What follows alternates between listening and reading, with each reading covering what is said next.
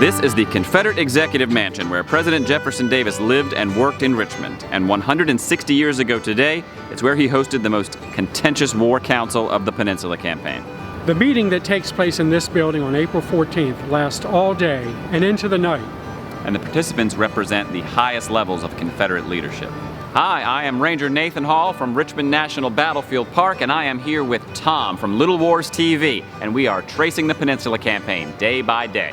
And today's monumental meeting included President Davis, his top military advisor Robert E. Lee, and newly appointed Secretary of War George Randolph. Joining them was the commander of the main Confederate Army, General Joseph E. Johnston, and two of his senior officers, Generals Gustavus W. Smith and James Longstreet. Quite the collection of heavy hitters. And you can imagine why a massive federal army is now just 50 miles from Richmond. The Virginia newspapers are comparing it to Napoleon's inexorable march on Moscow. Public attitudes in Richmond are at fever pitch, and civilians are starting to flee the city.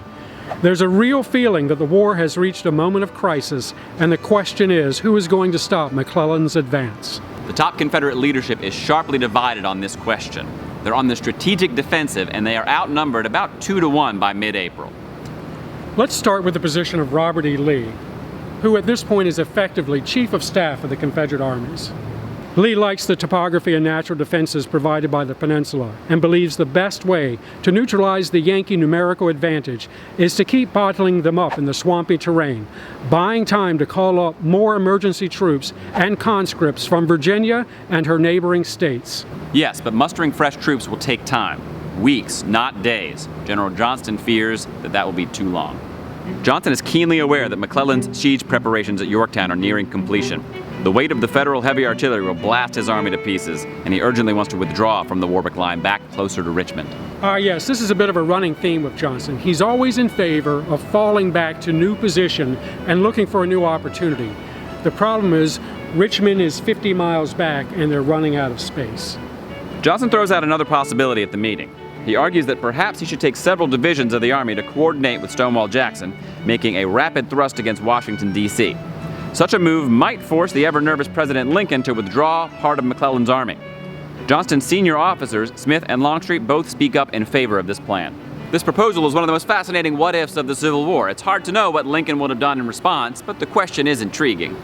The Council of War carries on through the night and into the following morning. It's not until April 15th that Jefferson Davis announces his final verdict. He will take the advice of Robert E. Lee and Secretary Randolph, ordering Johnston to hold the Warwick Line for as long as possible. The what-if possibilities are tantalizing, but I think this is probably the smart move at the time. I agree, but guess who didn't? Johnston, Smith, and Longstreet leave the War Council obediently, but Johnston privately confesses after the meeting that he has no intention of sticking around to endure McClellan's heavy siege guns. He is determined to carry out another withdrawal, no matter what President Davis advised. Next time in our campaign series, we're headed back down to Yorktown and the Warwick, where the big showdown is about to take place.